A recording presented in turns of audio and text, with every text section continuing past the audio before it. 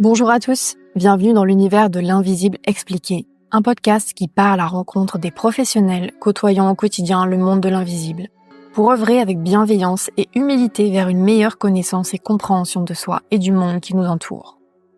Qu'entend-on réellement par invisible ? Tout est-il vraiment si imperceptible, si mystérieux, si secret ? Que ne voulons-nous pas voir autour de nous et en nous au point de ne pas se connaître réellement et comprendre ce qui se passe à l'intérieur de nous ? Plonger avec l'invisible expliqué dans un univers qui, pendant longtemps et encore aujourd'hui, a été qualifié de sorcellerie, d'infondé, de superflu, d'imaginaire, pour les plus fragiles ou pour les fous. De quoi avons-nous si peur ? Décortiquons et démystifions ensemble le fonctionnement de ce monde qui est à la fois en nous et autour de nous. Partons à la découverte des mémoires cellulaires, de l'hypnose, des neurothérapies, des médecines ancestrales, des énergies et bien d'autres. Je vous souhaite à tous une très bonne écoute.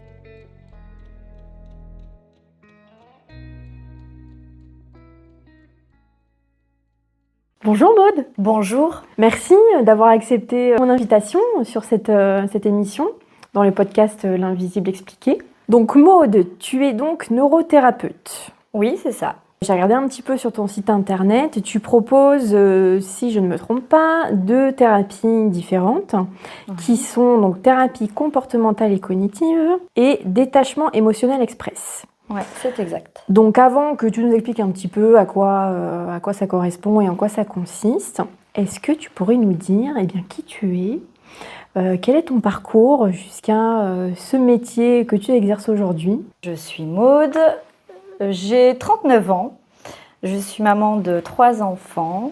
J'ai été aide-soignante pendant près de 20 ans, on va arrondir, près de 20 ans, et la vie m'a emmenée vers de nouvelles horizons.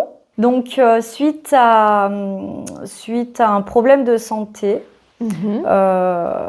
j'ai décidé de me réorienter. Donc j'ai commencé à travailler avec les énergies, du coup, le Reiki. Et donc voilà, ça a été une première approche avec Coralie Vincent, une amie qui est kinésiologue. Donc voilà, elle m'a formée au Reiki tout d'abord. Puis je me suis renseignée sur au départ l'hypnose, mais ça vibrait pas en moi. J'étais pas convaincue à 100%, voilà, j'ai hésité, donc je me suis laissé du temps. Et puis j'ai rencontré Jean-Marc Collignon, donc le fondateur du détachement émotionnel express. Et et du coup j'ai suivi cette formation avec Jean-Marc à Montpellier. Donc je me suis formée au détachement émotionnel express. Donc ça, c'était il y a quelques temps déjà. Et puis après, j'ai fait beaucoup de formations aussi en développement personnel. J'avais besoin de comprendre qui j'étais, comment je fonctionnais, mes réactions, mes émotions. J'avais vraiment à cœur de développer un peu ce niveau émotionnel. Il fallait que je comprenne comment je fonctionnais. Donc j'ai fait beaucoup de développement personnel, donc j'ai lu beaucoup de livres, des formations, des programmes. Et ensuite, derrière est arrivée la thérapie comportementale et cognitive. Où là, c'est pareil, j'ai fait des formations, je me suis formée et voilà quoi, petit à petit, je suis restée quand même toujours dans le soin. Ouais, toujours. Par rapport effectivement à ton poste d'avant, ta carrière mon poste d'avant. D'aide-soignante, en fait, j'aime vraiment le partage, la communication, l'entraide. Pour moi, c'est vraiment des choses qui sont très importantes. Et qui sont ancrées en toi, en fait, finalement. Oh, complètement. Ah oui, complètement. Je peux pas. J'aime vraiment communiquer, les échanges. C'est vraiment quelque chose le partage. J'aime comprendre, j'aime aider, j'aime écouter. Voilà. C'est vraiment des valeurs que j'ai... Que tu as en toi, en fait, que tu as toujours eu. C'est ça. Et tout à l'heure, tu parlais d'énergie et justement, tu as commencé par une formation de Reiki. Oui. Donc, ça a toujours été en toi, ces ressentis, ces énergies, parce que c'est vrai que c'est pas anodin de s'orienter en premier vers le Reiki? Oui, alors le Reiki, il est venu en premier parce que j'avais besoin de comprendre justement l'énergie autour, l'énergie qui circule. J'avais besoin de comprendre comment ça fonctionnait. Alors je crois que j'ai toujours pas spécialement bien compris. Voilà, même avec Est-ce qu'on comprend vraiment un jour finalement? Je ne pense pas. Je pense pas, mais j'avais vraiment besoin en fait, j'avais envie de percevoir. J'avais envie de comprendre et de percevoir des choses que je ne pouvais pas percevoir. Du coup, ça a fonctionné parce que maintenant, je perçois quand même des choses beaucoup plus. Je ne les comprends toujours pas mieux, mais je les perçois. Oui, ça t'a permis peut-être d'avoir une structure ou une meilleure vision du fonctionnement de ce qui n'est pas forcément perceptible. C'est ça. Et puis en plus, voilà, il y a des protocoles. Donc je suis des protocoles de soins, de protection. Donc voilà. Ouais. Ça, au quotidien, dans ta pratique aujourd'hui, tu suis des protocoles de protection? Oui. Ouais. Oui. D'accord. Ok. Bon, on y reviendra par la suite. Donc, ça fait combien de temps aujourd'hui que tu exerces ce métier de neurothérapeute à peu près? Alors, ça doit faire 1 an et demi à peu près. Mais vraiment, l'ouverture du cabinet, ça a été en janvier 2023. D'accord. Voilà. Et avant, j'avais pas de cabinet, je le faisais à domicile. D'accord. Ah oui, tu le faisais à domicile. D'accord. Voilà. Est-ce que tu pourrais nous dire, du coup, qu'est-ce que c'est justement ces deux thérapies? À quoi ça correspond? Qu'est-ce que c'est exactement? Pourquoi, en fait, pour quelles raisons on peut venir te voir? Ça peut être pour diverses raisons, évidemment, j'imagine. Oui. Mais par exemple, je ne sais pas, est-ce que quelqu'un qui a un manque de confiance en soi peut venir te voir? Est-ce que c'est pertinent? Est-ce que quelqu'un qui se sent bloqué dans sa vie professionnelle et qui comprend pas trop pourquoi peut venir te voir? Alors pour le détachement émotionnel express, déjà, c'est que pour les adultes. Je ne pratique pas de séance avant l'âge de 21 ans parce que 21 ans, c'est l'âge où le cerveau est arrivé à maturité. Donc avant 21 ans, je ne pratique pas de séance. Du coup, pour le détachement émotionnel, c'est vraiment, on travaille en profondeur. Donc, on travaille sur des traumas qui sont ancrés, qu'ils soient conscients ou inconscients. Mais bien souvent, ils sont inconscients. Donc, en fait, on travaille vraiment avec les ressentis par le corps. Donc, une séance, c'est vraiment... Après, c'est pas évident d'expliquer. Oui, bien sûr. Mais... Et puis, chaque séance est différente. Complètement. En fait, donc, quand tu pars dans une séance de détachement, tu ne sais pas où tu pars. Tu ne sais pas trop où tu vas parce qu'en fait, c'est le client qui fait sa séance. Donc en fait, pendant la séance, au départ, on a un long échange et je vais cibler des choses qui sont pertinentes pour moi. Et après, donc pendant la séance dans le fauteuil de libération, j'emmène la personne en état modifié de conscience.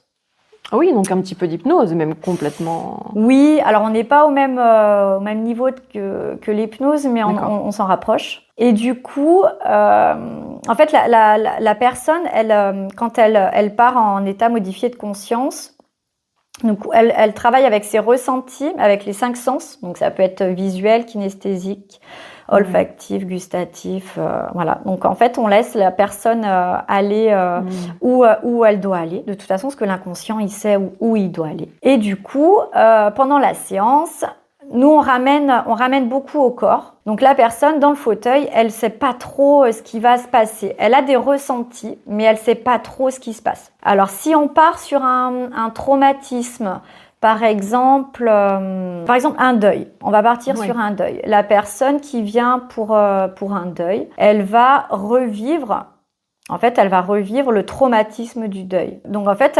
l'inconscient va se remettre au niveau au niveau visuel. Moi, si elle a comment elle a appris, par exemple, je sais pas, la nouvelle. Si c'est visuel, elle peut revoir le téléphone sonné, elle peut revoir l'enterrement. Et en même temps, c'est enregistré par les 5 sens. Donc, si à l'enterrement, par exemple, elle a eu une boule au ventre tout le long, en fait, la personne dans le fauteuil, elle ressent la boule au ventre. Ah oui, d'accord. Et du coup, c'est un traumatisme qui est figé dans l'inconscient. Donc, dans l'inconscient, c'est une partie où le temps n'est pas perçu. Donc, en fait, c'est pour ça qu'il y a une réactivation, en fait, 10 ans, 20 ans, 30 ans. Il y a une réactivation tout le temps derrière. Parce que la partie inconsciente, le temps n'est pas perçu. Donc c'est là où du coup l'information elle est bloquée en fait dans l'amygdale cérébrale au niveau de l'inconscient. Et du coup le travail dans le fauteuil, c'est vraiment de permettre la digestion de l'information. Mais là du coup ça veut dire que alors dans un premier temps donc il y a un deuil à ce moment-là. Mais ça veut dire qu'on remonte aussi à la période aussi de l'enfance. On peut remonter où l'enfant a pu vivre des deuils aussi. Du coup, en fait, c'est des réactivations à chaque fois. Alors, je ne sais pas si j'arrive bien à me faire comprendre, mais c'est une réactivation où la douleur, en fait, à l'âge adulte, elle peut être perçue très, très violemment, mais parce que c'est une réactivation de l'enfance où l'enfant a peut-être perdu déjà ses grands-parents et ça a été déjà un traumatisme. Mais ça peut être aussi un enfant qui a perdu son animal de compagnie. Et du coup, c'est une réactivation. Même à l'âge adulte, du coup, c'est une réactivation. Et on peut même remonter jusqu'à la phase de la grossesse, où là, il y a le fœtus a peut-être vécu une séparation avec un jumeau. Et du coup, dans les ressentis, lui, quand il y a perte de jumeaux, il y a un ressenti, du coup, physique. Et du coup, c'est ancré en lui. Et du coup, en grandissant après, je sais pas, il perd son animal de compagnie, donc c'est c'est encore ancré en lui, c'est un traumatisme, c'est toujours là, c'est présent. Et après, à l'âge adulte, il y aura encore un décès. Et après, voilà. Donc c'est une chaîne en fait où les traumatismes se suivent et du coup, les informations sont pas digérées, elles sont bloquées dans cette amygdale cérébrale. Ah oui, voilà. D'accord, ok. Donc moi, mon travail, c'est vraiment de libérer vraiment ce traumatisme en fait. D'accord. Voilà. Donc ce qui veut dire que donc là on parlait par exemple de traumatismes qui sont liés à l'enfance, mais ça peut être un traumatisme qui est vécu, je dis n'importe quoi, à 20 ans, mais qui n'a pas été digéré et la personne vient te voir en consultation et a 50, 60 ans et peut revivre du coup ce même traumatisme. C'est ça. C'est pas forcément lié à des traumas vécus dans l'enfance. Pas forcément, mais ça remonte quand même toujours à... Il y a toujours un lien. Il y a toujours un lien. Un traumatisme qui peut être vécu à 50 ans peut en fait vouloir dire que c'est une somme. C'est une réactivation. Voilà, une réactivation d'un traumatisme qui a été vécu dans l'enfance. C'est ça. Ok, donc c'est-à-dire, oui, en fait, tu reçois rarement, du coup, c'est une question, est-ce que tu reçois rarement des personnes qui viennent te dire, voilà, j'ai 60 ans, je viens de vivre tel ou tel traumatisme. Et en fait, c'est le seul traumatisme qu'ils ont. Ils n'en ont pas vécu forcément dans l'enfance. Ça arrive rarement. Ça arrive jamais. Ça arrive jamais. Même si les personnes, elles viennent à l'âge adulte, elles disent, j'ai vécu... moi, j'ai un schéma de vie, par exemple, répétitif. Du coup, là, on part sur vraiment un schéma de vie répétitif. Il s'est forcément passé quelque chose d'inconscient à l'âge pendant l'enfance et comme je t'ai dit, on peut même remonter jusqu'à la phase de la grossesse et c'est là où les personnes elles peuvent revivre même jusqu'à leur naissance. Alors moi j'ai fait des séances où la personne dans le fauteuil elle me dit donc elle me détaille tout, elle dit tout un tas de détails qui sont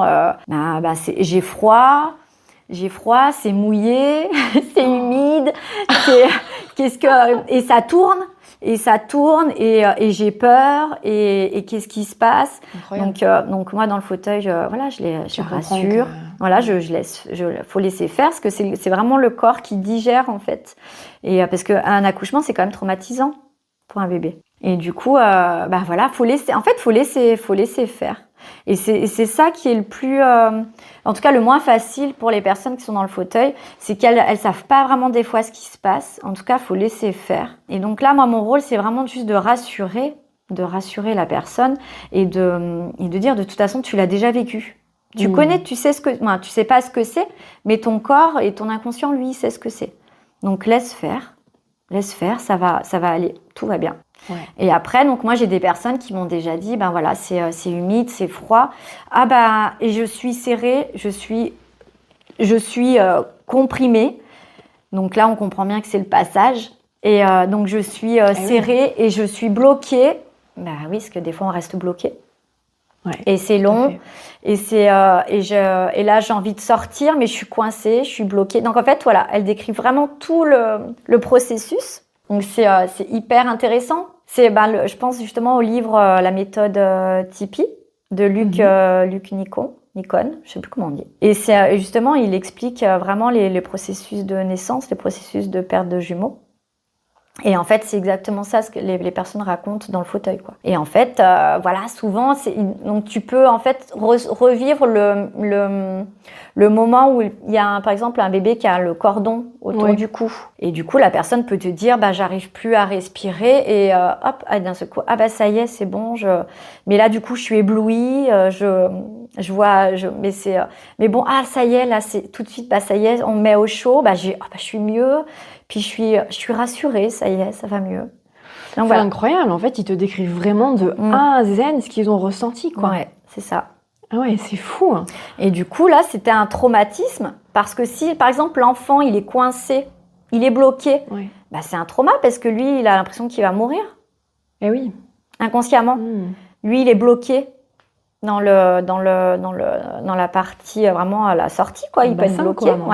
Et du coup, il a l'impression qu'il va mourir. Et parce qu'en plus, dans le livre, justement, on explique bien qu'il y a un peu des petites morts, entre guillemets, quoi. Et du coup, c'est un traumatisme. Et du coup, ça peut être réactivé, du coup, tout le temps.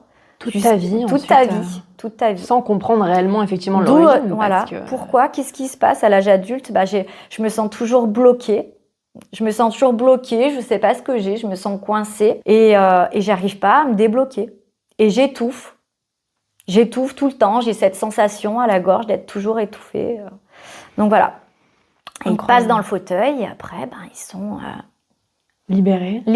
Et est-ce que en revenant à ce traumatisme originel, du coup, est-ce que les autres qui ont été vécus et qui peuvent être liés à ce traumatisme originel sont automatiquement guéris, entre guillemets, ou est-ce que tu vas aussi, à travers d'autres séances, aller travailler ces autres traumatismes-là ? Alors, du coup, on travaille vraiment sur... il y en a d'autres. De toute façon, il y en a souvent, il y en a plusieurs quand même, et on traite... Mais après, dans une séance, on peut en traiter déjà plusieurs aussi. Si la personne est vraiment très... Si c'est vraiment OK pour elle, en fait, on arrive à traiter. Mais voilà, ça dépend. En fait, ça dépend des personnes. Voilà. Alors, je ne sais pas si j'ai bien répondu à ta question. Oui, si, bien sûr. Oui, bien sûr. C'est hyper intéressant tout ce que tu racontes, comme quoi, en fait, revenir à l'origine de notre venue sur Terre peut déjà aider à répondre à... Mais tout, pas tout, mais... Beaucoup, et c'est beaucoup expérimenté déjà dans le ventre de la maman, en fait. Ouais, déjà, oui. Même déjà dans le ventre de la maman. Et comment elle vit sa grossesse, est-ce qu'il y a du stress c'est ça. Ou pas. Ouais, c'est fascinant. C'est fascinant, oui, c'est fascinant. Et une fois que ce traumatisme est du coup travaillé, libéré, est-ce qu'il y a d'autres choses à faire ? Est-ce que du coup tes patients ont d'autres rituels, si je puis dire, à faire ? Ou est-ce que, ça y est, je suis libérée de ça Alors non, une fois que la séance est terminée, en tout cas, il faut compter environ 3 semaines, 1 mois. 3 semaines, 1 mois, pour vraiment que le processus se fasse et que la digestion, en fait, c'est la digestion. Parce que nous, vraiment, le travail, c'est de libérer le traumatisme, le choc, Voilà, ce qui dérange. Et du coup, le fait de libérer, après, il faut attendre un peu la digestion. Et la digestion se fait environ 3 semaines. Mais pendant ces 3 semaines, c'est pas une digestion claire, nette et précise. Parce qu'après, pendant encore des mois et des mois, voire des années, derrière, on sent les bienfaits. On ressent les bienfaits derrière. Donc en fait, juste pendant 3 semaines, on parle de 21 jours, le renouvellement cellulaire, où là, il peut y avoir des choses un peu bizarres. C'est-à-dire, il peut y avoir des douleurs. Je vais dire vraiment tout ce que les personnes me rapportent. Te témoignent. Voilà, c'est ça. Donc moi, j'ai des personnes qui ont des maux de tête, des migraines terribles. J'ai des personnes qui font des cauchemars, beaucoup de cauchemars. J'ai des personnes qui ont des diarrhées. Okay. J'ai des personnes qui sortent de mon cabinet, qui arrivent chez elles, qui ont des diarrhées. Voilà. Donc, mais par contre, ça dure pas. Là, ça dure quelques heures. Après, ça passe. Il y a des personnes qui vont avoir des douleurs physiques. Il y a tout un tas de petites choses comme ça. Après, c'est vraiment vécu en fait différemment. Voilà. Et il y a des personnes qui vont rien avoir, où tout va bien se passer, quoi. C'est vraiment aléatoire. On peut pas dire à une personne, toi tu vas voir ça, toi tu vas voir ça. Non, on peut pas savoir. Donc moi le principal c'est de dire vraiment tout ce qui est possible, mais après on est tous différents, donc on réagit tous différemment. Non, honnêtement, c'est hyper intéressant et se rendre compte qu'en fait, c'est vrai qu'on le lit beaucoup dans plein de bouquins, mais il y a quand même beaucoup de choses qui viennent de l'enfance, quoi. Ah beaucoup.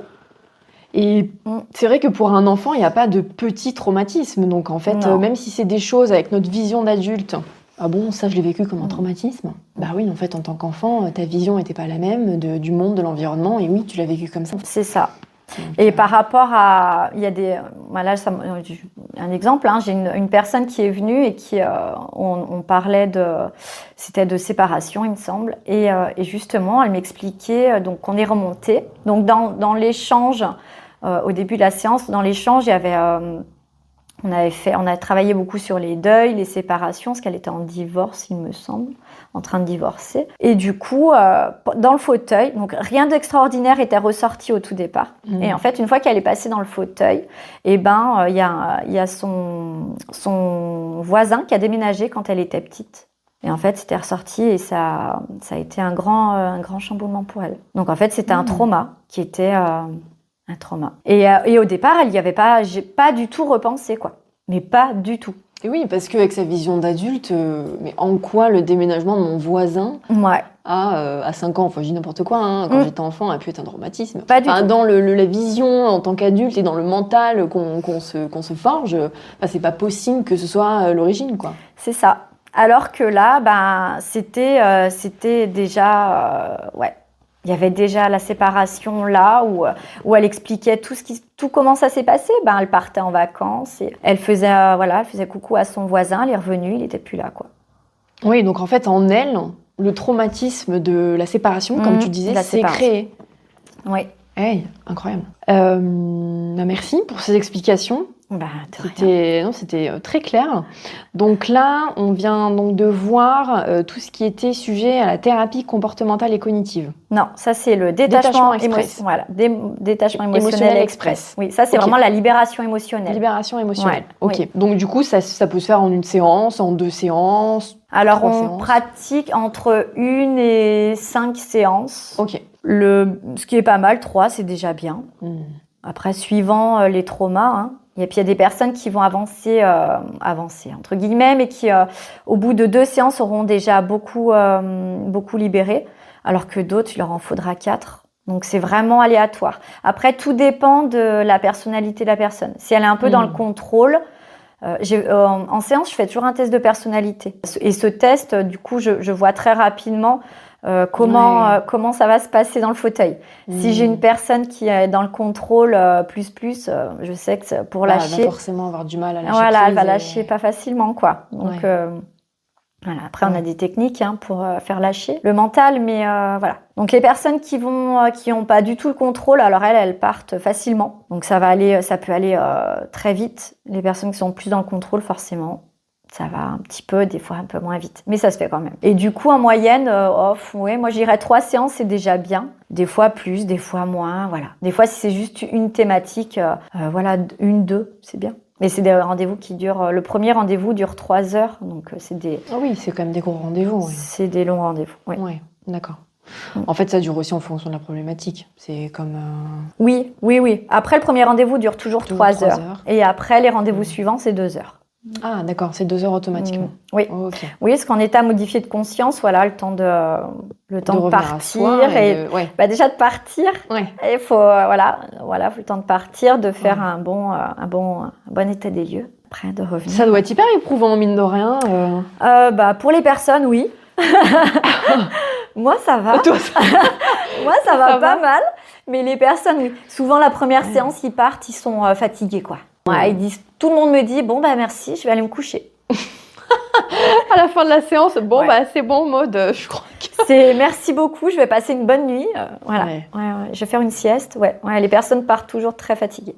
Ah, c'est pas étonnant, revivre des traumatismes et y revenir à soi, en fait, finalement. C'est ça. Ça coûte quand même pas mal d'énergie. Donc, et puis c'est vrai que ça a beau être inconscient, on a beau se dire mais c'est inconscient, mais bon. Et est-ce que tu expliques ou pas, mais est-ce que tu t'arrives à comprendre, à expliquer pourquoi on se détache à ce point parce qu'on peut vivre en fait. Alors quand on est dans le ventre de sa maman, évidemment, on s'en rappelle pas et on sait que la mémoire à partir de 5 ans, elle commence à être présente, mais avant c'est un peu compliqué. Mais est-ce que tu arrives à expliquer pourquoi on oublie à ce point en fait ce qu'on a pu vivre et les traumatismes qu'on a pu vivre qui font qu'aujourd'hui on peut vivre des choses bloquantes? Je sais pas. Mis à part la construction du cerveau avant les 5 ans qui fait que... Mais parfois des traumatismes qui peuvent être vécus, je sais pas moi, à 7 ans, 8 ans, c'est aussi possible. De toute façon, les traumatismes après, ils se font à n'importe quel moment. Et après, on est tellement tous différents. Ce qui va être un traumatisme pour un enfant ou pour pour un enfant ne le sera peut-être pas forcément pour un autre enfant. Donc tout dépend vraiment du vécu en fait de chacun. C'était bien ça ta question. Oui, c'est ça, bien sûr. Oui, du vécu complètement. On est tellement tous différents et l'émotionnel est tellement... c'est pas évident l'émotionnel, on n'arrive pas trop à... l'émotionnel, il est relié à l'inconscient, en fait. Donc, il y a cette partie-là. Et puis, c'est aussi, mine de rien, le fait de vouloir plonger en soi, en fait. C'est-à-dire comprendre pourquoi on ne va pas bien. Il faut aussi le vouloir. Il faut avoir envie, parce que d'aller gratter. Oui, c'est ça. Il faut avoir envie d'aller gratter. En fait, c'est un peu... Est-ce que les personnes que tu reçois, elles viennent te voir parce qu'elles se sentent au pied du mur ? Ou est-ce que c'est souvent ça? Ou est-ce que c'est des personnes qui sont en conscience de se dire bon là tu vois bien que ça va pas, qu'il y a des choses à aller travailler, du coup je vais faire en sorte d'aller travailler ces choses-là. Ouais. Souvent moi les personnes elles viennent parce qu'elles ont beaucoup d'angoisse, parce que je traite beaucoup les angoisses.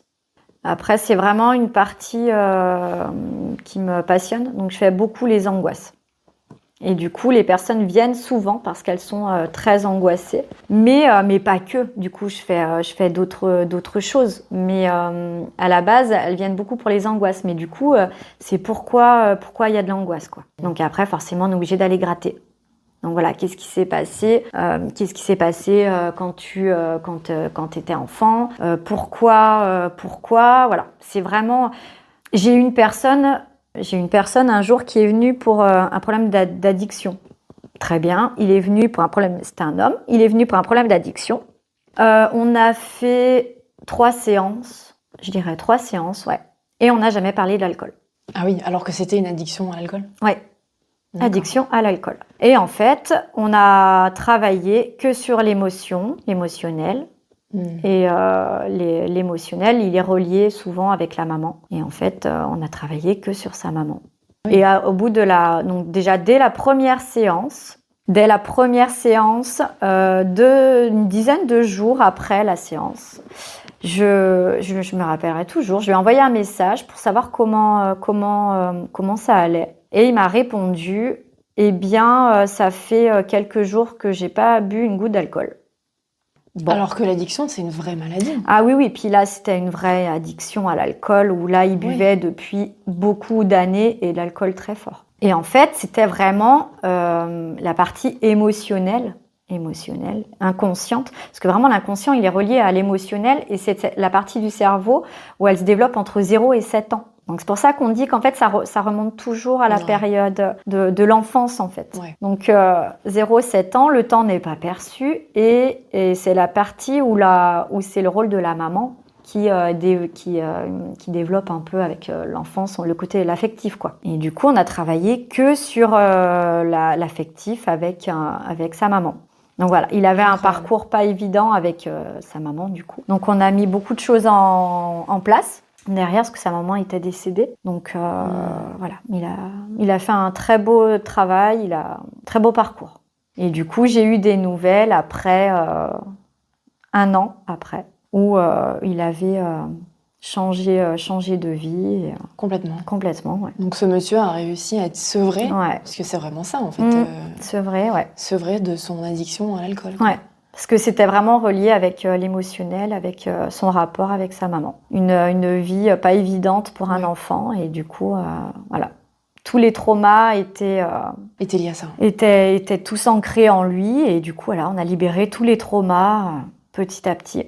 Mais ça prouve à quel point, parce que c'est vrai que voilà, les addictions, c'est une vraie maladie, l'addiction à proprement parler, et ça prouve à quel point l'inconscient peut créer en fait des maladies, que ce soit l'addiction ou autre chose. À quel point le corps en fait et nos réactions dans le quotidien et qui on est montrent au final ce qu'on a pu vivre. Voilà, son addiction, comme tu disais, l'alcool, etc., était liée à l'aspect affectif et émotionnel. Du coup, tout était là. C'est incroyable à quel point le corps en fait ne ment pas. Ah non. Mais tous les mots MOTS non exprimés par le conscient deviennent des mots MAUX par l'inconscient. C'est vraiment... Ça pourrait être l'objet d'une autre émission. Ah oui. Réellement, non, mais vraiment, complètement. Ouais, mais complètement, c'est ça. Donc vraiment, c'est incroyable. Est-ce que tu peux donc nous parler de la thérapie comportementale et cognitive ? Alors, la thérapie comportementale et cognitive, donc moi, je la propose quand les personnes, donc les adultes en tout cas, si les adultes ne veulent pas faire de libération émotionnelle parce qu'elles se sentent pas, tout simplement. Donc là, on va travailler sur les comportements, les pensées et les croyances. Comment on va réagir en fait. C'est vraiment des réactions et par rapport aux pensées et aux comportements. Donc là, il faut tout démêler. De le pourquoi du comment, qu'est-ce qui se passe ? Pourquoi tu crois telle chose ? Qui te l'a dit ? Pourquoi ? Comment ? Et qu'est-ce que ça te fait dans ton corps ? Ok, voilà. C'est vraiment c'est une autre thérapie. Alors après, celle-là, je la propose pour les adultes, mais souvent, elles préfèrent passer par la libération émotionnelle. Donc du coup, je la propose plus pour les enfants, où du coup, je peux pas faire de la libération émotionnelle. Donc là, je fais de la thérapie comportementale et cognitive pour les enfants. D'accord, et donc ça passe par des questionnements qui vont les amener, eux, à comprendre comment ils fonctionnent finalement. Oui, et puis leurs croyances, leur forme pensée. Pourquoi alors je sais pas, je vais te donner un exemple. J'ai un enfant qui se met beaucoup en colère. Il se met en colère et du coup il va être un peu avec sa maman, un peu en conflit. Et du coup voilà, on essaye de comprendre pourquoi. Qu'est-ce qui se passe ? Pourquoi tu es en colère et pourquoi toujours avec ta maman et pourquoi le plus avec ta maman ? Du coup il va expliquer au départ. Alors il dit je sais pas. Forcément, première réponse, je sais pas. Et au final, quand on gratte un peu, au bout d'un moment, l'enfant, il dit en fait, moi, j'aime bien après la dispute, en fait, on se fait un câlin, quoi. Donc, en fait, pour lui, il y a dispute, et après la dispute, finalement, il y a un câlin, c'est cool, quoi. C'est génial. Donc, du coup, donc, tu provoques les disputes.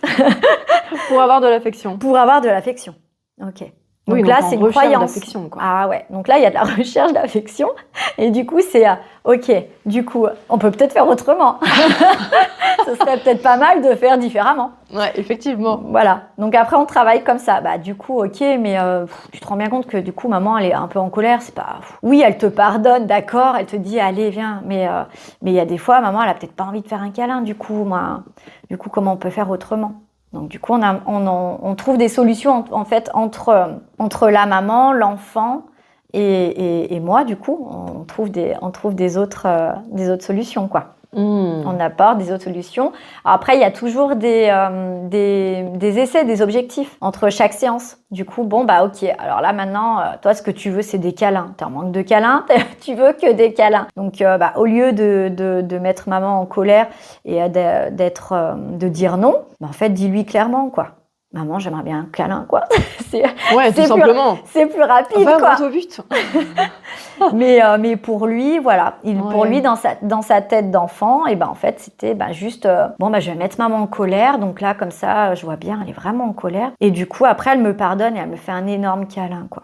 Du coup, même là, au niveau pour la maman, pas génial. Donc du coup, maman, faut plus que la dispute, la colère est égale à câlin, quoi. Faut faire autrement. En fait, tu amènes dans ces cas-là, dans le cadre de cette thérapie, tu amènes tes patients à trouver leurs propres réponses. Oui, parce que oui, on a toutes nos réponses. Chaque personne a ses réponses. Donc du coup, voilà, faut trouver des bonnes questions. Et puis des bonnes solutions. En tout cas, qui marchent à la maison.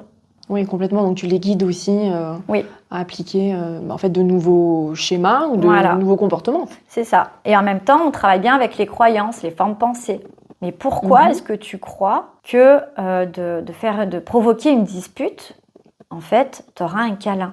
Qu'est-ce qui te fait croire ça? Et ça, ils arrivent facilement à t'expliquer pourquoi? Parce que c'est souvent un terrain... c'est pas facile à... Après, lui, du coup, il explique avec ses mots. Hein. Ouais. Après, il explique avec ses mots. Donc, voilà, après, on réinforme. Hein, on réinforme un peu le cerveau aussi. Est-ce que, du coup, tu peux pas faire autrement? Parce que, du coup, tu vois bien que toi, tu crois que ça fonctionne comme ça. Mais finalement, du coup, peut-être que... c'est que par le dialogue.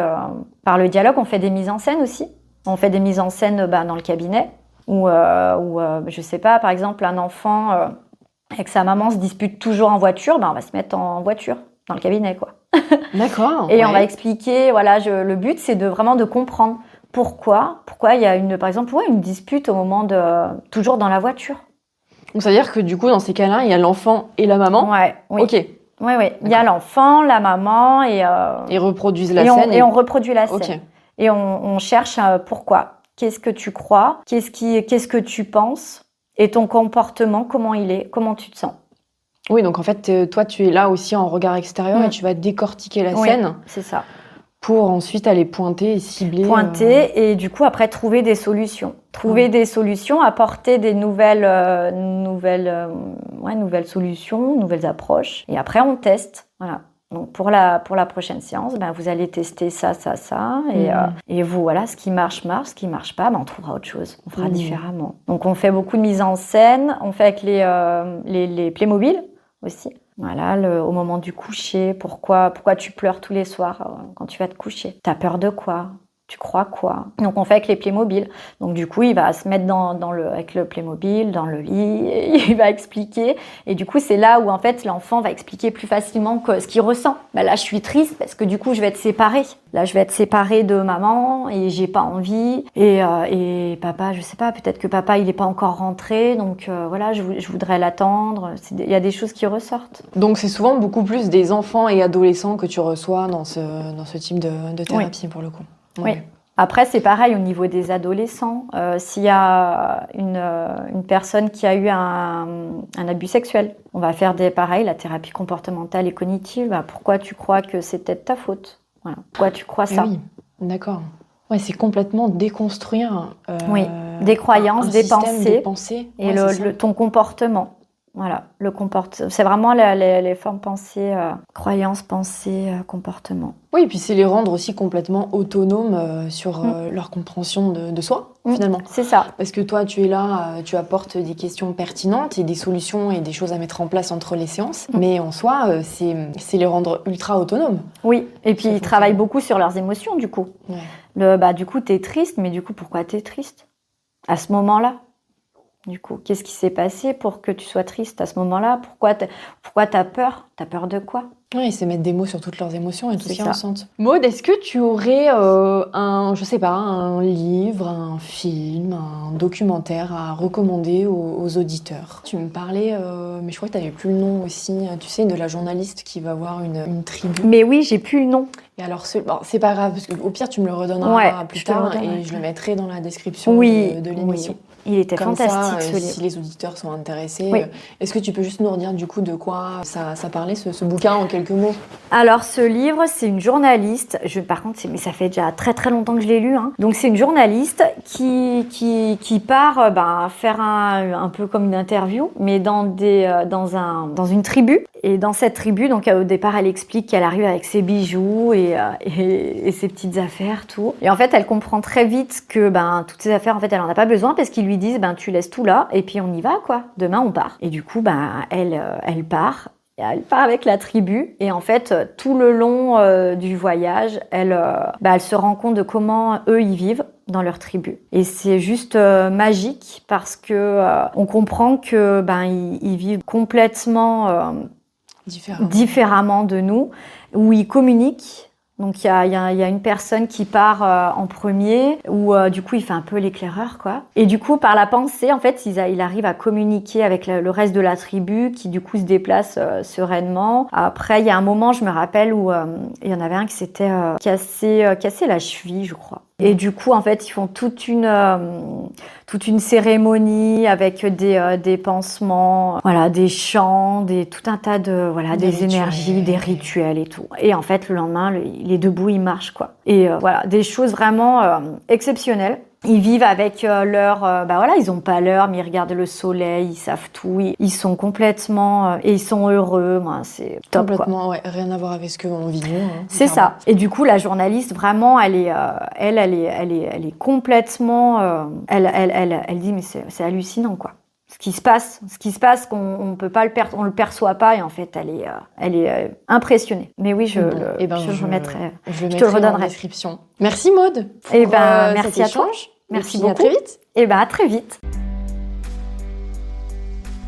Merci pour votre écoute. J'espère que cet épisode vous aura plu et appris de nouvelles choses. Si vous souhaitez témoigner d'une histoire personnelle ou de votre parcours professionnel en lien avec ce podcast, n'hésitez surtout pas à m'écrire sur l'invisibleexpliqué.podcast@gmail.com. L'adresse est en description.